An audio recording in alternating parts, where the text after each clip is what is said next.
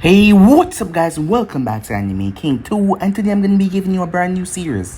What if Naruto was put through hell and adopted by the Raikage? Part 1, guys. Yes.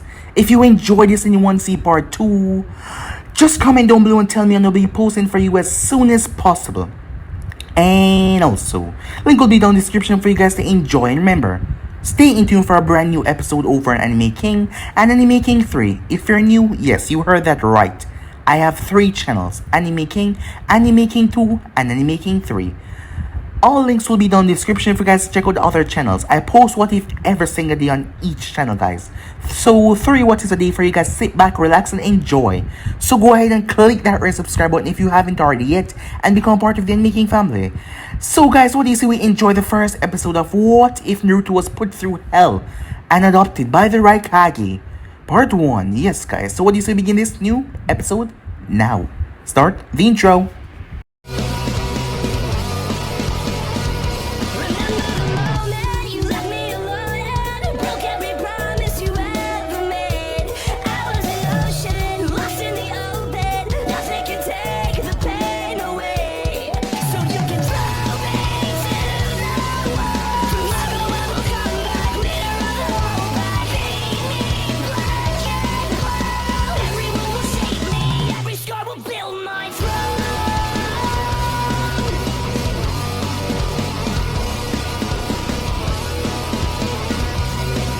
The blonde-haired boy, who was just 4 years old, knew that his name was Monster.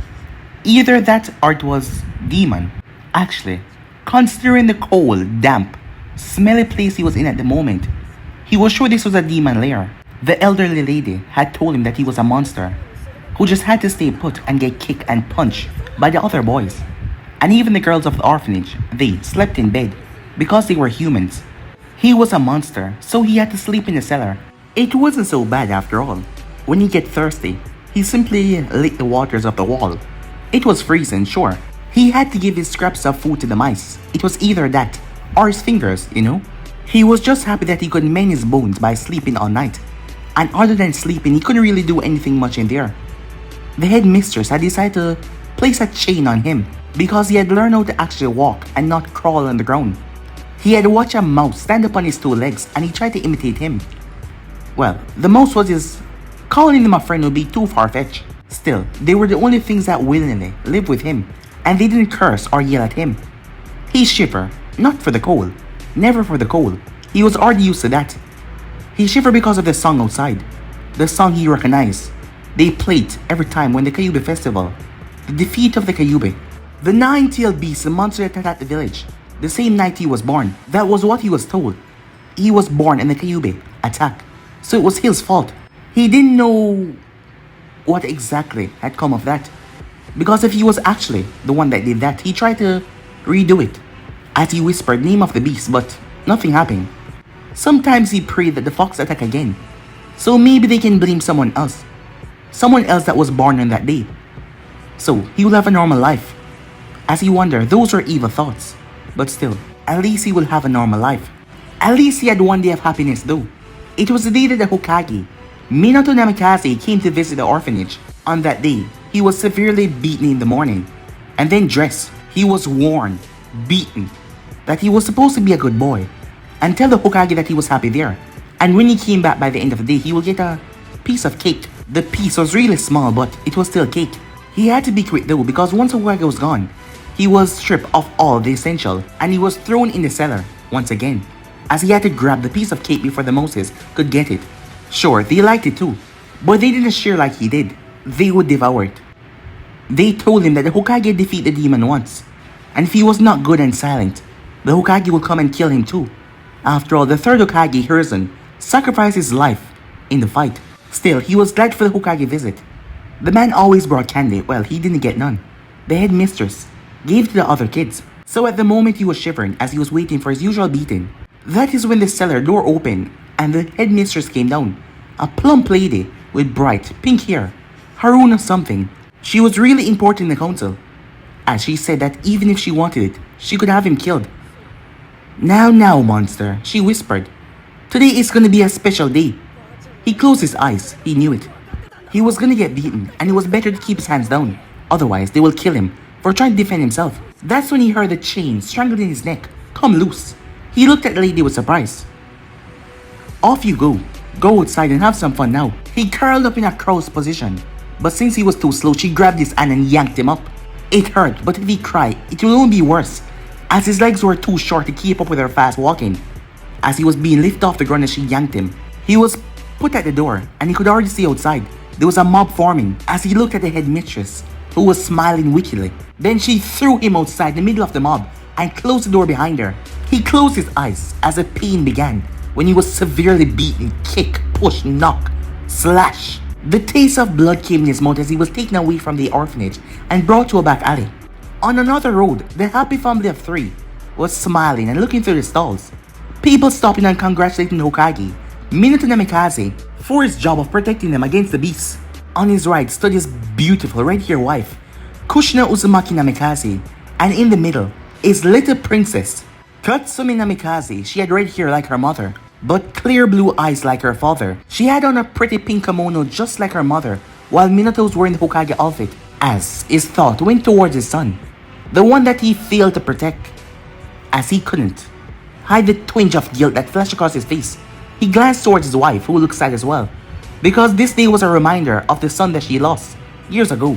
When the Kyuubi attacked, Minato had to seal the chakra into a newborn baby, and as fate would have it, Kushina managed to push both twin babies out, boy and girl, and Minato had to choose a choice that he actually made, as Kushina had fainted after birth. She couldn't contain the beast, as he made a choice and he took the boy. If he had looked into her eyes at that moment, maybe he would have not done it. Maybe he would have never did it. But because she was unconscious, he made a choice. Yes, he did. He would have wanted to do it personally, because the jutsu would have taken the person's life. But Hiruzen had knocked him out. After all, the man told him before that he was old, and he would always give his life to protect Konoha. And Hiruzen did the sealing.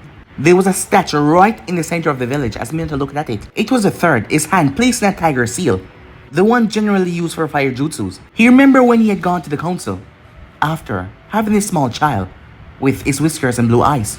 He had sat down there with the civilian council. They were arguing, they wanted blood. The headmistress of the orphanage, Karusa Haruno, she was the first one to speak up. On the other side was the clan heads, the Anvu commander, and Danzo as well. Flashback. I say we must kill the demon. Karusa yelled, her fist slamming on the table. Yeah, she's right. As the civilian council agreed with her, many people lost relatives and business. This is troublesome. Do you really want to kill a child? Shikako Nara asked. Why should we kill him? Said Danzo. Let's bring him into Anvu. There he will be trained and kept under check. Afterwards, he will become a great resource for the council and the city. He will become a mindless weapon, you want to say, to be used by who trained him, Hayashi said. But Danzo didn't seem to give a damn about the man. I say let's put this to a vote. I have a dinner to go to, said Choza. Fine, said Minato. Those who wish to have the boy killed. His heart cringed inside. But he was a Hokage, he has to do what is best, or the civilians might have him removed. To his relief, only the civilian side raised their hands, barring them from the majority of the votes. And who wants a child to become a mindless weapon? Danzo raised his hands, then Homura, then Koharu. Why haven't you voted? Said Minato as he looked towards the clan heads. If I might suggest, why not have the child placed in an orphanage, and then if he show any aptitude, have him train in Anvu. He will get her on his peers, and then he can become a weapon, while keeping some of his mind, Hayashi said, as that was a middle ground. Anyway, the kid's parents are dead, right?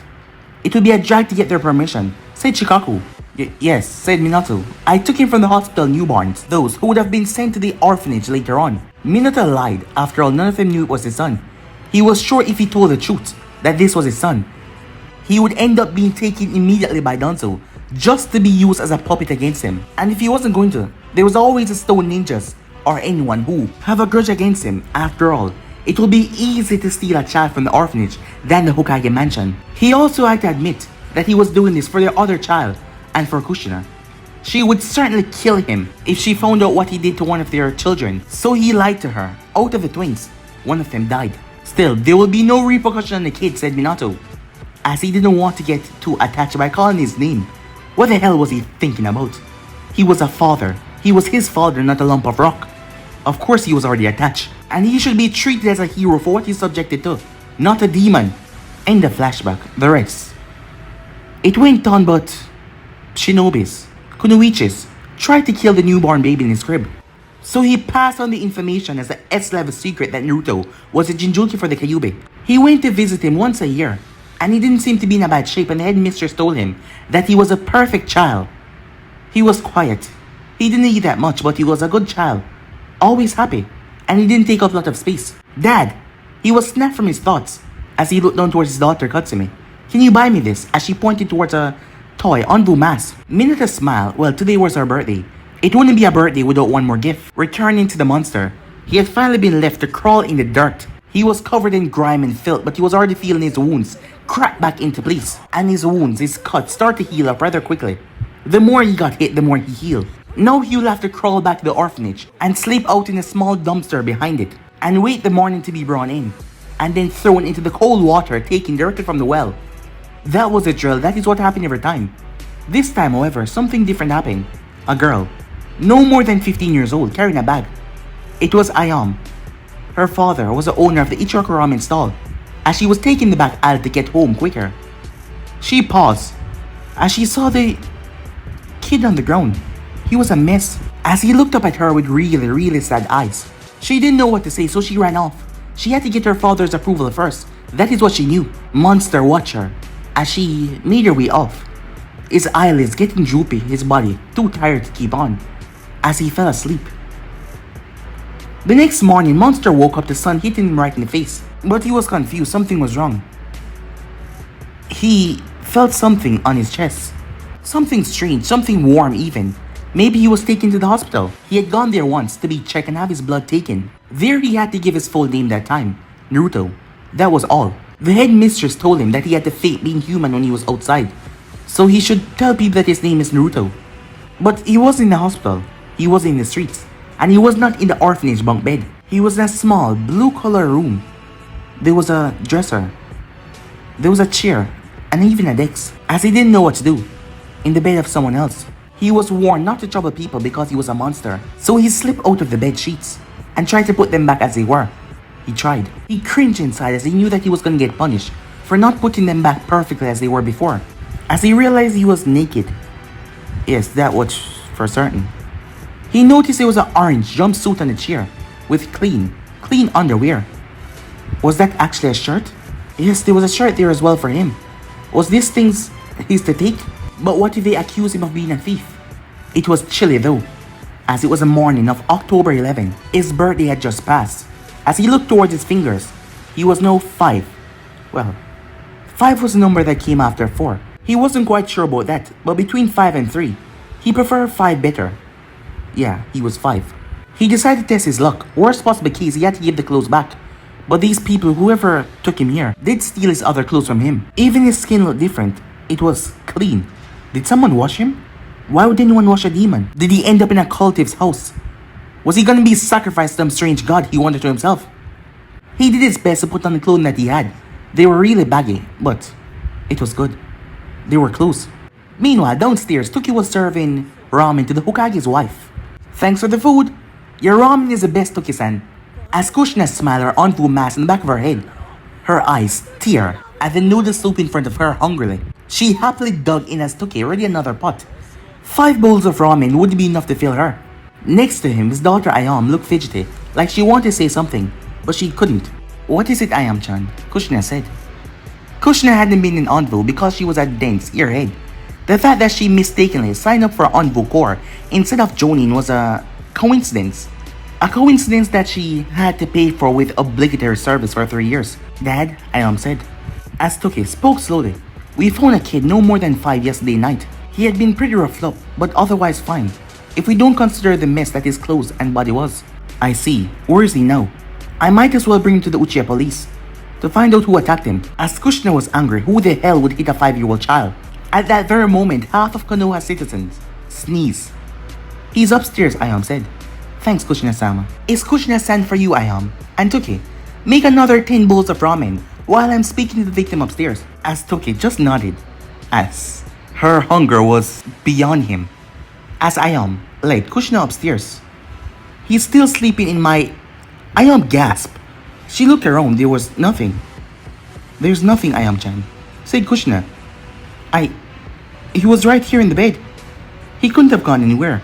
That door's the only exit. Kushina lowered herself, her green eyes looking under the bed. They met blue ones. She nearly gasped. She brought Katsumi towards a ninja kindergarten. But that person under the bed looked exactly like Katsumi. It was strange. But it couldn't be Katsumi. After all, he was a boy, not a girl. His cheeks were sinking like he hadn't eaten in a couple of months. His eyes were blue. And he was scared of her. She could see the look in his eyes. Really scared. He was completely paralyzed in fear. She had to think of something fast. It was like watching a rabbit that would die in fear at any moment. Monster, on the other hand, was scared. He saw the mask and back of her head. It was Anvu. The headmistress told him that if he was bad, the Anvus will come and they will make him suffer. And he would beg for death and they would not give it to him because he did not deserve death. Hey, everything's alright, kid. No one's gonna hurt you anymore. He did not move as he didn't believe it. That was the same trick that the headmistress used on him, as she was trying to trick him to come out. He didn't fall for it. Kushina pouted for a moment. It seems that wasn't going to work. Ayam-chan, would you bring me one of my bowls of ramen up here? Ayam nodded as she leave quickly. Hey, how about we talk a little then? You must be hungry, right? He didn't say a single word as he just looked at her with scared eyes. Oh, come on. My name is Kushina. You can call me Kushina-san, okay? She sighed. There was still no reply from the boy. Just what had he been beaten with? Maybe he had some brain trauma, she wondered. So I told you my name. It's only polite for you to tell me your name. What is it? As he looked at her, the polite thing is to die in a corner. That is what the headmistress told him. But he should reply, right? Monster. Kushina raised her eyebrow in surprise. Would you repeat that? I am monster. Nonsense. No one is called monster. Maybe he got it wrong. The demon. No, said Kushina. She mentally cursed herself as he moved further back at her, shouting a bit. He didn't cry. His eyes were hardened, like the adults that saw everything, the horrors of this world. Ayam entered the room with a bowl in her hand and a pair of chopsticks. Kushina thanked her as she brought it down and she started to blow. As the flavor, the smell, started to go under the bed. Monster knew that was a second trick. But he was hungry, and he was tired of staying under here. Maybe he could move fast enough to get a bite. Come on, if you come out, I'll give you some ramen. He didn't know the name, but maybe if he crawled out of the bed, he would get some of that. As he narrowed his eyes to the old girl that was there, who was just smiling softly, he sighed. There was no escaping his fate as he crawled out of the bed. But she didn't hit him. As she placed the bowl in his hand, it was warm. As she gave him the sticks, he took it from her. He looked at it strangely as he bit down on it, but it tastes weird. What was this? As Kushina was angry, she looked at the boy. He didn't know what chopsticks were. The more she looked at the boy, the more he resembled her own daughter, Katsumi. She couldn't help but feel pain in her heart. When she go home, she will have to hug her daughter tight today. As he placed on the sticks, as he started to drink. So, you like it? Warm, he nodded. Well, it's ramen, she said. Warm, he said. So, you feel like you can tell me your name now, she asked. As he looked up at her. No, she said. It can't be monster, demon, or anything of the sorts. Your name. What does your mother call you, she said. He started to weep. Monster had no mother. His mother had abandoned him because she didn't want a monster like him. That is what the headmistress told him. No one wanted him because he was a monster. Kushina held on to him as he cringed. I'm sorry, she said. She stroked his back. I didn't mean to yell at you. Calm down, she said. After a moment, she calmed him down and she patted his head gently. Good. Now how about you thank Ayam-chan for helping you? And then you come with Kushina-san to find out what happened. He looked puzzled as he looked at the girl who had helped him. As he looked up at her. Thank you. Oh, it was nothing, she said as she smiled. Alright then, says Kushina. She pulled him back up to his feet. As they made their way to the Uchiha compound, stares of the people were on him. Kushina wanted to snap out at the people around her. Being in Anvu, she had a keen sense of hearing. The murmurs were starting to get on her nerves. And come and help these people because she was gonna gut them. She calmed herself though as she stopped in front of the Uchiha compound as a masked name appeared in front of her. Kushina-san. He wasn't more than 12 or 13. Itachi-kun. Would you mind getting your father for me? Not a problem, he said. He glanced down towards the small boy and then disappeared. Good. Now, Kushina-sama, we're gonna be late. Kushina turned as she saw her group. Envu's waiting for her. Damn it, she said. She then kneeled down. Listen here, boy, she said. You wait until Fukasaku-san get here. Hey, you two, she said. She pointed towards the two guards. Keep an eye out for the kid and tell Fukasaku-san that the boy was attacked last night and that he better take his eyewitness. Both of the guards nodded. Alright, wait for the man to come here, okay? And then you tell him everything that happened to you. Monster nodded. He was sure that he would get kicked out the moment she was gone. But it didn't really matter much. He got something to eat. Good, when I come back, I'll meet you at Ichiraku Ramen. And you better come with your real name, okay? Monster nodded.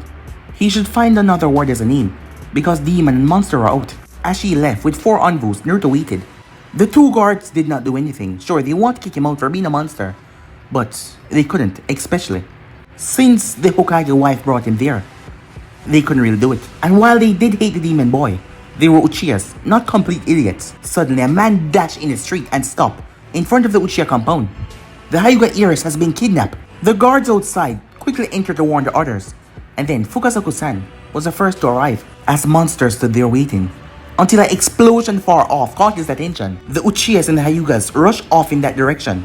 He, on the other hand, waited. But then one of the remaining guards saw that Monster was waiting. The man came over and teach him a lesson for being there, as he was beaten and there wasn't really anything to do about it. As he was thrown in a back alley, the clan head went off and he was alone once again. His jumpsuit had been torn that he was given. Blood was over it. His bones were mending back together. The Uchiha had done a number on him as the man looked down at him with scornful eyes. But suddenly a kunai passed through his throat. As Naruto watches the Uchiha fall, dead. And then, a masked ninja dropped down. His mask was different from the others. It didn't have an animal design on it. His vision was blurred, but the masked ninja grabbed him. Time skip. 1 year later, assassinate the target. The message came in his ear. He smiled to the elderly granny, who just finished telling him that he looked like her grandson. And the next moment, he killed her without much hesitation. Assassination confirmed. Monster, report to Tree, another voice said. Tree, Monster here. Assassination, mother of civilian, counselor of Hain no Kuni. Assassination completed. Kunai through the throat with hidden stone symbols on it. Good, the voice said after hearing Monster completing the mission. Go back to Root hideout and wait for orders. He said nothing. It was the first kill he had done, but it came easy to him. All that waited for him now was to be covered with seals and taken by Danzo-sama as his personal apprentice. He just had to say that it is what he wanted to the Hokage, and then he will become a full-fledged root ninja. He was given no equipment on his assassination, only a kunai with the hidden stone symbol on it, and he was to assassinate the mother of a counselor in Otinokuni. His hair had been covered in grime and dirt and later on dyed to make him look like someone else, as he was in black cargo pants and a dull green shirt. His eyes had been given color lens to make them look brown, and now he was heading to the hideout of Root in Otinokuni. He liked Root. They told him that his name was Monster, and he was right on that too. And he wouldn't get hit by mobs any longer if he obeyed, so he did. And he no longer got hit by mobs. He hadn't walked outside the village for a year though, and when leaving the fire country he took tunnels, underground passageways. He was hopping from tree branch to tree branch when a noise made him stop. Yo, I move like a butterfly and sting like a bee. I'm your sensei, Killer Bee. Sensei, I don't think using the words twice in the same rhyme is really a rhyme. Monster looked downwards at the voice. Yeah, they were ninjas. The headband marked them from Kumo. Apart from the hulking one, he was rather large with tan skin, and he was wearing shades. There was also a young man with short blonde hair and brown eyes. He was wearing a sleeveless black shirt, the forehead protector, black, arm length guards, and the red and white Kumo shin guards. There was also a girl with blonde hair tied up in a ponytail. She was wearing a black and purple outfit. The last one was a dark-skinned man with white hair. Monster wondered if he was elderly, because if you were young, how did your hair become so white? Did he stress himself out? Monster wondered, as he looked down towards them. We're in the land of sound, Sensei. We shouldn't be too loud. The blonde one said. If there's anything, I'm sure you'll catch it, see. Killer Bee said. After all, your sensory is high, And you should be on the fly, like that. As B pointed where Monster was. Crap, said Monster, as kunais and shurikens hit him right in the chest. He fell down without even a thought. Wait, is that a child? The female spoke. See, you hit a child! As they moved over, as Monster saw them gather around him before he fell unconscious. Time skip. 5 years later, mob of people, as they were beating him with stones, kicking him, as he watched his friends walk away because he was too weak to defend himself. Naruto jumped out of bed, panting as he looked around, as he just had a terrible nightmare. As he looked towards the clock, damn it, he rushed downstairs, fist bumping the man in the corner that came out of the room. It was a usual thing that he did every morning. He looked like a mini tornado as he rushed inside, getting everything as he made his way, waving towards Darui, who was sitting down in the kitchen, sipping some tea, lazing back. As he arrived to the class, as he looked up, as a woman was standing in front of him, tapping her foot on the ground. Big sister Yujito, he said. As he would have wanted to say that he was sorry because he woke up late, but she threw the chalk right into his mouth. Sit. You're late for the exam, she said. He spat out the chalk as the class started to laugh their ass off. As he made his way toward his seat, the written exam was waiting for him. As Naruto smiled, it was rather easy because Yujito, she was weak to his puppy dog eyes of doom. And he was sitting there with her and she just started to talk about the exam, the general era, things that he should study on and focus on more. As he finished, he gave a wide grin at Yujito, who simply rolled her eyes, as everyone has done. How do you think it went? Did we pass? Is fate gonna... As Naruto turned towards his friend that spoke to him, his name was Yugono Shigenori. But the thing was, the guy was obsessed with fate, always speaking about fate this, fate that. He even used fate to pick up girls. Yes, strange as it sounds. He stood tall, with raven black hair and bright green eyes. Shut your trap. Shogo Fujimori told him Yuguru had asked her out once, and she stupidly accepted. The next day, he had his face red, incredibly red, and the girl promised herself she was never gonna make anyone fall for his fate talk ever again. She had blonde hair that was tied in 2 ponytails coming down to her back, and thick glasses that nearly hid her violet eyes. Ladies should be refined, Saya Ishiguro said. As she was dressed in a kimono, it was rather weird, seeing that it was not really a fighting type. While the girl was mainly focused on genjutsu, taijutsu wasn't her thing. She was the example of what a refined wife will be, with brown hair and dark eyes, and pale skin. The only thing was that her character was bad, especially about her lady type, the way she acted. Silence in the class, said Yujito. She accepted to be a teacher for this class, more in the sake of her fellow Jinjulki, Naruto. As being a teacher was not really her thing. Sure, the brats had grown on her, but it didn't really matter. She was glad it was gonna end with this class. I must stress the importance of taking this second part seriously. We will be using a live weapon for the first time. As Naruto faked dozing off, as he would have fake sleepwalked the entire way there. But she grabbed his ear. Since you think it's so easy that you can fake sleep, then you're gonna go first, she said. He rubbed his ears about the unfairness as he grabbed the 10 kunais and 10 shurikens as he threw them without even watching. Clang! All the targets got hit, precisely in their eyes. Show off, the kids murmur. Even Saya, who was ladylike, felt like she needed to tell him a piece of her mind, as he did it without much effort.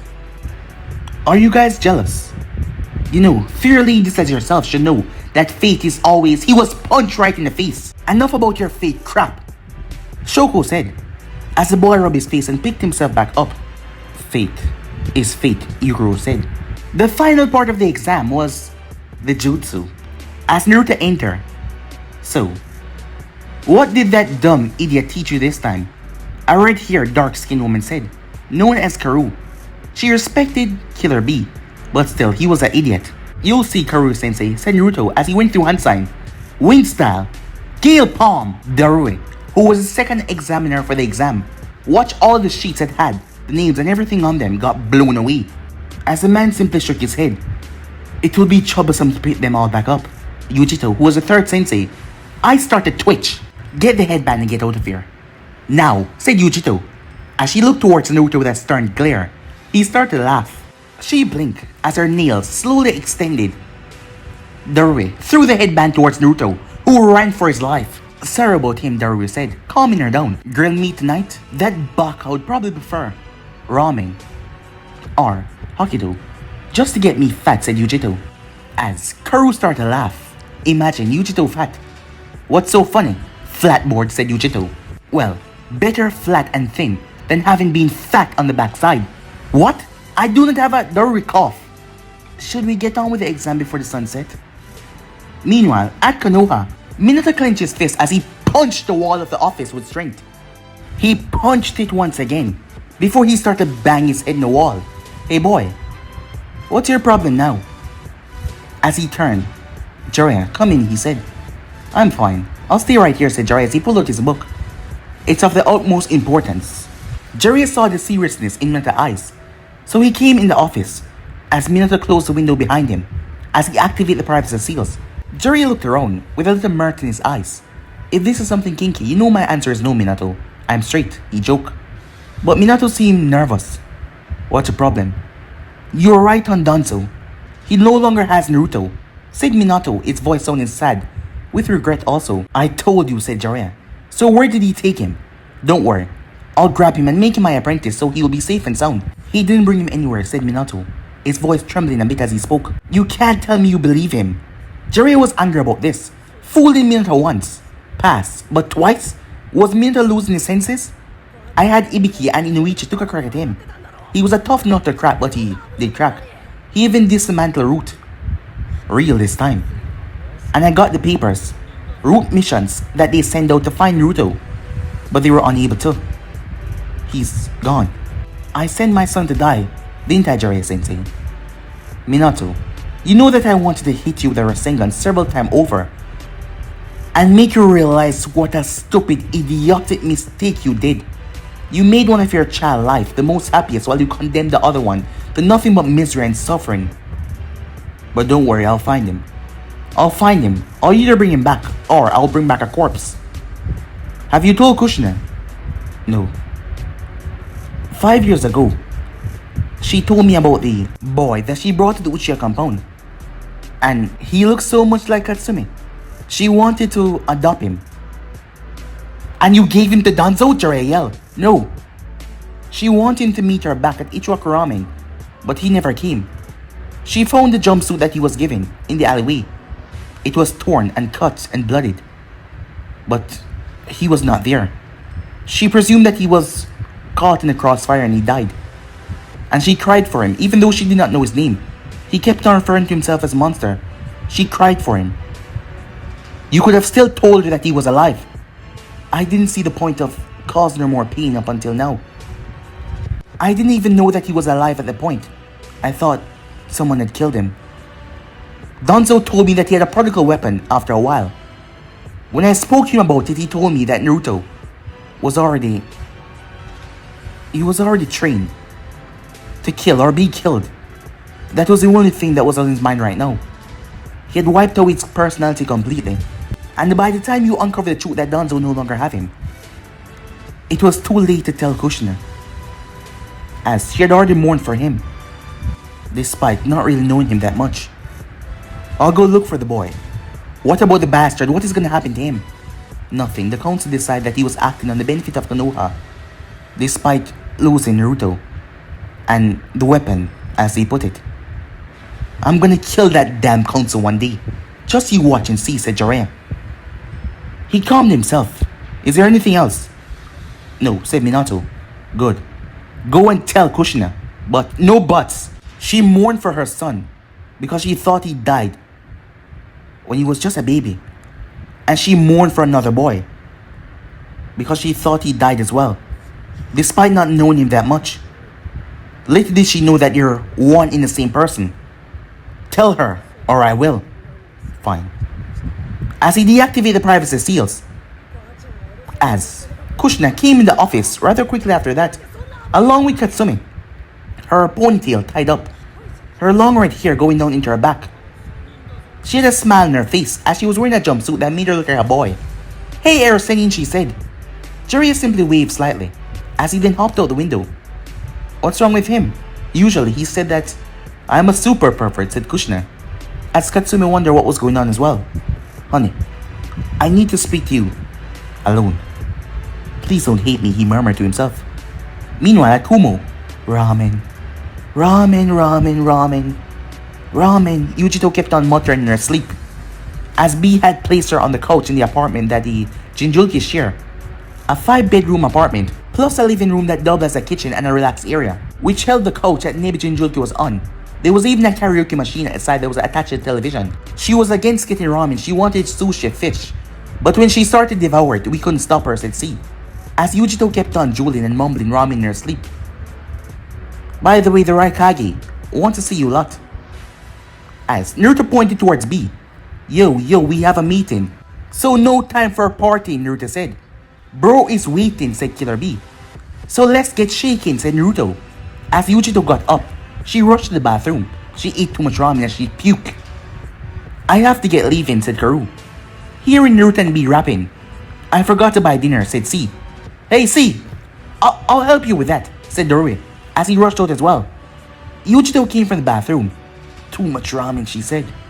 She then saw the most horrific sight in her life. Naruto was wearing a pair of sunglasses and dressed like me. Oh hell no, she said as she grabbed him. She brought him to the bathroom and cleaned him up, as he was now dressed in a long black sleeve that went down to his waist with a red stripe going down towards the pants. It seemed to connect, but it did not, as the red stripe went down in the pants as well. And he was wearing black sandals. Alright, let's be off to the chief, said B, as they were walking, as they made their way towards the Raikage's tower. Why weren't there no team assignments, Naruto wondered. You see, Naruto, Kumo got a large number of military person. Only B paused, dreading saying that word as he glanced towards Naruto, who was already shaking at just Ka, as he knew what was after that. Naruto, said Yujito, as she shook him out of that funk. It's over. That part of your life is over. Come on, you're a genin of Kumo now. You graduated 1 year earlier. Show some balls, she said. Yeah, said Naruto, as he took a breath. She continued for B with a glare towards the man. Anyway, we're second best, but the teams assignments are given by the Raikage after careful consideration. So it's basically a one for all. Free for all, she said. You might end up having me as your joining commander. You might end up having Narui. Same goal for your teammate.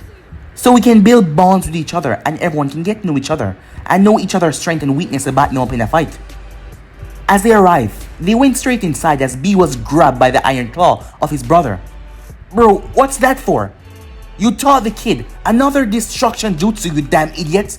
As Naruto smiled as he looked up, he grabbed the Raikage's neck as he flipped up on the man's back. Dad, I did it, he said.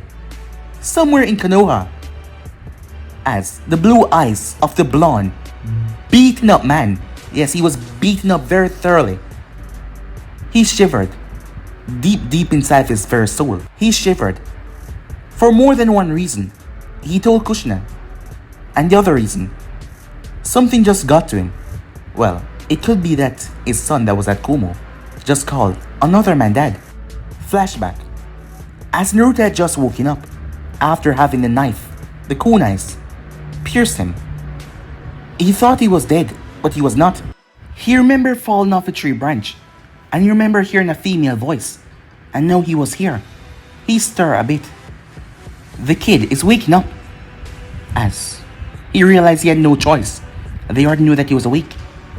He opened his eyes as he nearly screamed. The man was right in front of him as the man covered his mouth. His eyes went wide as he realized the situation that he was in. He was captured. And he knew what bad things people did to people that were captured. And he didn't know who these guys were, and he was stuck out here. He knew what was going to come next. You hungry? He offered him food.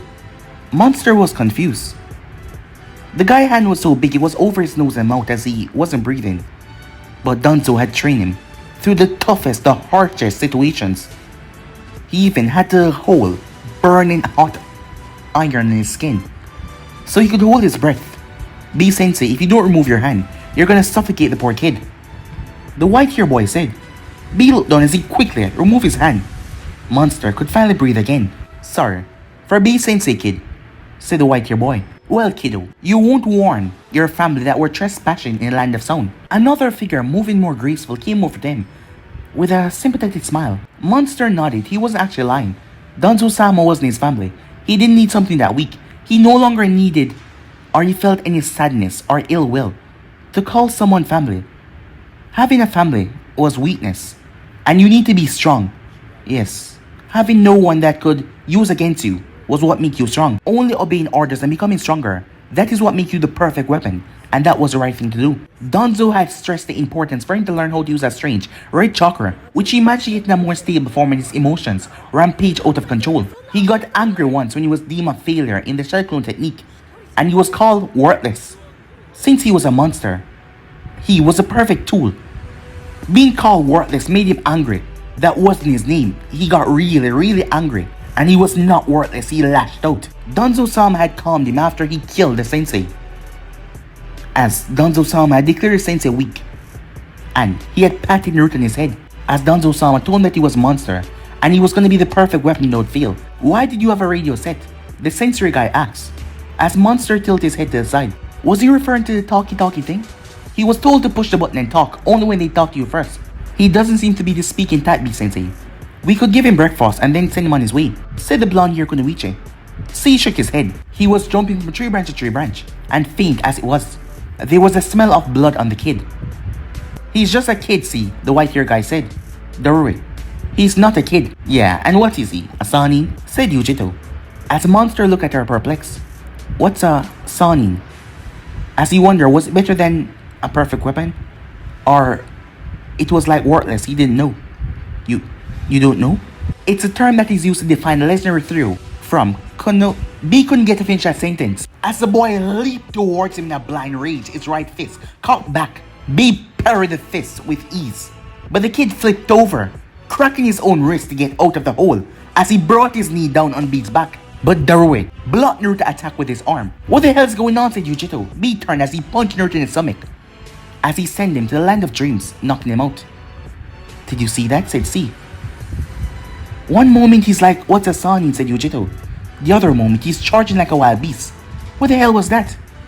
Mental conditioning, said Darui. Whatever it is, got to do with the word Konoha. As soon as he said that, the boy on the ground twitched. Even when he's fainted, it still affects him a bit. Who could have done such a thing to a child? And why, said C. What do we do with him, said Yujito. Well, we carry the kid till here, and we'll carry him till there, said B. And if he won't wake up here, then you won't wake up there. Then we will all rap a song and wake you up in Kumo. B saw the gaze of the others as they looked disapprovingly. I don't care, we're doing this, he said. The main reason was because he could feel the Biju chakra inside the boy, and Hatsubi had confirmed it. Should I heal him, asked C. Not now. First, we get away from the land of sounds. Then we can take our time. Your healing jutsus is still a bit rusty, and I don't want you to accidentally kill him, you know? Plus, with a broken wrist, there is less chance that he do something. Splint his arms, so he doesn't move their bone around too much. Let him stay unconscious for a while. Yes, B-sensei. Time skip. It was a little bit after the third night, as Monster had woken up once again. When he woke up, he looked towards his right hand that seemed stiff. It had been splinted, kept in a makeshift cast, where, as he looked around, all he saw was mountain, rocks and more mountains. Was he in the hidden stone? No, his memory told him that he last saw Kumo ninjas. So why would they bring him to the hidden stone? Or probably they were disguised as Kumo ninjas, and they were in truly stone ninjas. But now they know that he was awake because he spoke in low thinking first. He glanced around as he noticed the only person that was there that was the blonde girl, as she was pouting for some reason and cursed into the fire of the camp. She didn't even hear him. That was his chance. He picked himself up. He felt a pain in his stomach, but he ignored that as he made his way slightly, calmly. He had to become the perfect weapon for Danzo-sama, so he would help him, so he would stop being hit by the people in the village. His right foot barely mistaken a small rock pebble. As he paused, he slowly turned, going somewhere, kid, as she was right there. She reached out to grab him, but he threw himself off the ravine. The fall down below was hundreds, thousands of kilometers down. Yujito cursed as she ran down the mountainside as she pulled out a kunai with an explosive tag as she threw it. It blew a part of the mountainside off. She jumped on the rocks as she grabbed the kid by his shirt. She then used her inhuman agility to jump back up the rocks as she landed, dropping the boy down to the ground. No more than 5 years old, and you already have a death wish, she said. She was certain that explosion was heard by everything on our own for a long radius. B Sensei, Darui, and C came back to camp rather quickly. We moved camp, you explain later, said B. I got the kid as he grabbed Naruto. They quickly packed up their camp things as they left. As Naruto could not squirm out of the man's grip, as he was holding him rather tight. You have eaten nothing for 3 days straight, or drank, and yet you make all this noise. What are you, a Sanin? Monster looked at him puzzled. I am Monster, he said. Monster? Is that a nickname or something? No, Monster is Monster. B was confused. So, who trained you, he asked. Monster cannot say. He promised not to say, or he will become worthless and worthless get killed. Well, what's your name then? I am B and I'm the best rapper of Kumo. As the people behind him roll their eyes. That one over there is the Rurikan. And then we have our sonar, radar, Seikon. And finally, the little Yujito-chan. Monster thought about this. About a year ago, someone asked him his name. He remembered Redhead. Monster, he said. No, that's a nickname. Your real name like ADJX, said B. Samui, Darue, or Karu. Any one of those kids, said Darue. As B was telling the kid letters. Yoko, Saya, those are names. Not Monster, said Yujito. Monster nodded as he looked down. Demon, he said. As he got a perplexed look from all of them. Repeat that, said C. Demon, Monster, Fox Demon, Trash. I was called Monster though, most of the time. So, that's my name, he said. The girl then grabbed him as she clung to him. He was confused. What was she doing? Was it a hole? Was it a wrestling move? Was she gonna break his bones with taijutsu? As he couldn't move, he just stood there in her arms, as the others watched him, as he looked confused on what to do. As she broke away, looking at him with a sympathetic look. Would you mind lifting up your shirt, Monster-kun, said B. As Yujito glared at him. What did they call you except that? On the hospital bills, what name did they use? She asked. She hoped that he went to the hospital once. Probably for the blood check, she hoped. Because if he was sick, they'd have probably left him sick. As she knew how people reacted to Jinjulkis. At least. Well, the Aksabi had gone mad a couple times in Kumo. But they weren't scorned. They were respected. As people knew the seals and how strong seals were. Most people of Kumo, they were ninjas. So they were not ear-headed. So it was different at Kumo than the other villages.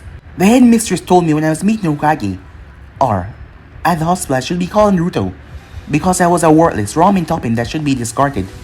He nodded, that is what she said. The young woman then started to sob. Did he do something wrong, he thought to himself.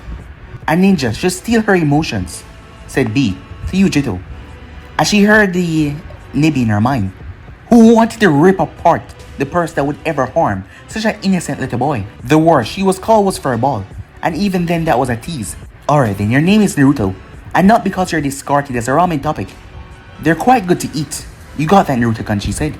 He did not understand it, but he has just been named once more. End of flashback. Dad, said Naruto, as he was chuckling on his adopted father's back. Had A wanted to, he could simply just throw the boy out of the window, but the boy would have just climbed back up again. And it was still an exercise of some sort with the boy on his back. Yeah, he shrugged it off. Well, I got you lot of nice easy work as your first mission. Are all of you ready? As Naruto raised the eyebrow at that. Wait, Dad, does that mean? As Yujito smiled at the thought of practically being with her adopted little brother. But she frowned a second later when Naruto and B started to move their hands in those weird motions when B rapped. Raikage-sama, isn't it risky to send us out all at once? In the same group, Yujito asked. The Raikage simply smiled at that. It will need a lot of fools to think they can defeat a trio like you guys. Plus I did tell Karui to go and grab C. He will be the acting medic and censor for the group. Dad, why are you sending out 3 Jonins with a Genin? Naruto was happy, he really was. As he kind of wondered why he get preferential treatment. He didn't really want that. He wanted to be treated like other kids. You have yet to master control of the Kyuubi's chakra, Naruto, since it is considered to be far more powerful than the Nibi or the Hakusabi. If you go mad while training, it would best to have 2 other Jinjulkis nearby to calm you and a medic nearby to heal you. So you got a C-rank mission straight from the beginning, so no whining. Your mission is gonna be in the Land of Waves, which is far and near the man stop. As he focused directly on Naruto, who he had placed down. That other hidden village, he said. You have been given permission papers, so all you need to do is show up. Where? It is set on the map, which I'm giving to the most trustworthy of you. As he stepped forward in the map towards Yujito, she smiled. but he passed it over her head towards C, who just arrived. She frowned as B and Naruto chuckled at that. You should protect the bridge builder Tazuna from harm. He's gonna be in that village for supplies. He's gonna meet you on the road. Since we won't be escorting him from the beginning, he's only gonna pay you for a D-rank mission, which is perfect for Naruto-kun here. Since it will take you a month to get over there, you better start stocking up on supplies. And once you leave the Land of Lightning, start to train the kid. Once you leave, he said, I don't want to rebuild an entire apartment complex once again, because someone forgot to keep their chakra levels low. As he looked at Yujitu and B, as Naruto simply whistled and turned away.